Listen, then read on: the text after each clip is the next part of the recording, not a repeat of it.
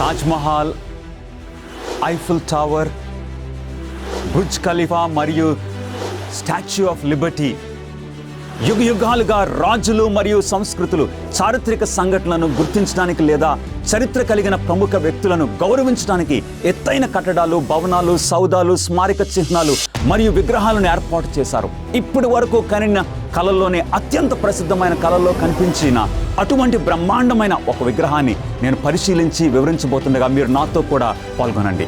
నేను pastor Jason Israel, amazing facts India వాక్య పరిచర్యకు గెస్ట్ స్పీకర్ని.